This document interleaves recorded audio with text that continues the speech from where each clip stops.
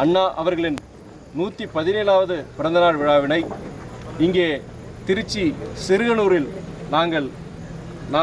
நாங்கள் கொண்டாடவிருக்கின்றோம். இது ஒரு மாநாடாக நாங்கள் கொண்டாடுகின்றோம்.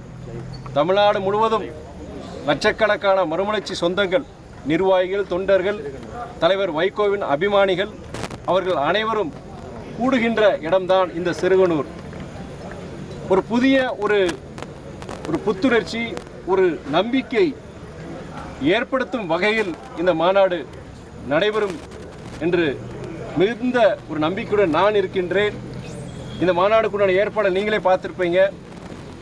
நீங்கள் கிட்டத்தட்ட 1 லட்சத்துக்கு மேற்பட்ட நிர்வாகிகள், தொண்டர்கள் வரும்போது அவங்களுக்கு உண்டான ஏற்பாடுகள், குடிதண்ணீர் வசதி, கழிப்பறை வசதி, ஆம்புலன்ஸுடன் மருத்துவர் ஏற்பாடு, இது இல்லாமல் உங்களுக்கு அவங்க இங்கே இருக்கும்போது செய்யும்போது மற்ற ஏற்பாடுகள், வாகன நிறுத்தும் இடம் கிட்டத்தட்ட 8000லேருந்து 10,000 வாகனங்கள் நாங்கள் எதிர்பார்க்குறோம். ஸோ அது இந்த மாநாடு திடலுக்கு 2 பக்கங்களிலும் அதுக்குண்டான வாகனம் நிறுத்தும் இடம். அதே நேரத்தில் இது தேசிய நெடுஞ்சாலையை ஒட்டி இருக்கிற இடத்துனால உங்களுக்கு பொதுமக்களுக்கும் இடையூறு ஏற்பட்டுறக்கூடாதுங்கிற காரணத்துக்காண்டி இங்கே இருக்கிற காவல்துறை மற்றும் மாவட்ட ஆட்சியர்கிட்டையும் பேசி முடிந்த வரைக்கும் பொதுமக்களுக்கு இடையூறு இல்லாமல் இந்த போக்குவரத்து நெரிசல் உருவாக்காமல் அதையும் நாங்கள் பேசியிருக்கிறோம்.